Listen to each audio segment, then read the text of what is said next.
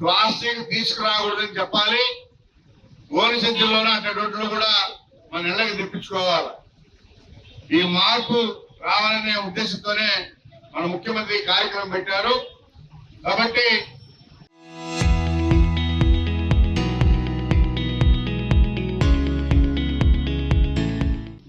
మున్సిపాలిటీలో ఉన్నటువంటి కమిషనర్ కానీ అధికారులు కానీ ఎక్కడ ప్లాస్టిక్ కనిపించినా కానీ కేసులు కూడా రాస్తారు. ఇది మొదటి రోజు కాబట్టి లేదు. రెండో దఫా కూడా మా వాళ్ళు చెప్తారు, మళ్ళా కూడా మూడో దఫా ఖచ్చితంగా కేసులతో స్టార్ట్ అవుతారు.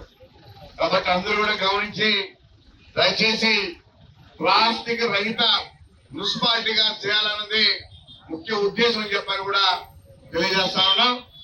అదేవిధంగా ఇంకోటి కూడా గమనించాలి, మున్సిపాలిటీలో ఉన్నటువంటి కుటుంబాలందరూ కూడా ఆ వేస్ట్ తీసుకొచ్చి వాళ్ళ ఇంట్లో రోడ్ల మీద పోస్తా ఉన్నారు. దయచేసి రోడ్ల మీద పోయకూడదు. ఒక బకెట్ పెట్టుకోండి, ఆ బకెట్లో వేసుకోండి.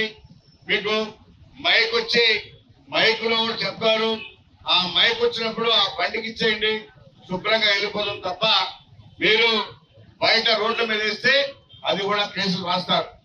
ఎందుకంటే మన మున్సిపాలిటీని మనమే శుభ్రపరచుకోవాలా, మనమే శుభ్రంగా పెట్టుకోవాలా. ఎందుకంటే అన్ని రకాలుగా రోడ్లు అయితేనేమి, లైట్లు అయితేనేమి అన్ని రకాలుగా అభివృద్ధి చేస్తున్నాం. మీకు ఏదైనా ఇబ్బంది ఉంటే నా దృష్టికి తీసుకురండి, నేను కూడా పనిచేస్తా.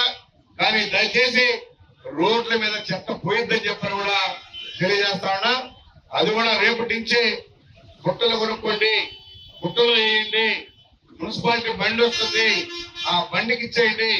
ఎక్కడ కూడా రోడ్డు మీద చెత్త రాకుండా పరిశుభ్రంగా ఉంటుంది చెప్పని కూడా తెలియజేస్తాం. మన లోకల్ కార్యక్రమం కూడా వీలైనంత వరకు సైకిల్ వాడితే వాళ్ళకి ఆరోగ్యం బ్రహ్మాండంగా ఉంటుంది. వాకింగ్ చేయబడలేదు, ఆ వాకింగ్ కూడా దానిలోనే కలిసి వస్తుందని చెప్పని కూడా తెలియజేస్తా ఉన్నా. వర్చువల్ గా పెట్టి ఎక్కడ ఆఫీసులో అక్కడే పెట్టుకుని చూసే విధంగా ఏర్పాటు చేశారు.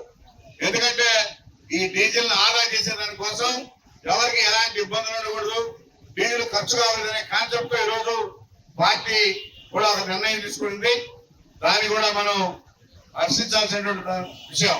ఎందుకంటే ప్రతి సంవత్సరం కూడా మహానాడు పెట్టి బ్రహ్మాండంగా చేసేవాళ్ళు ఈ రోజు పరిస్థితుల ప్రభావం మోడీ నిర్ణయం ప్రకారం ఈ రోజు మన ముఖ్యమంత్రి కూడా పనిచేస్తామని చెప్పి తెలియజేస్తారు.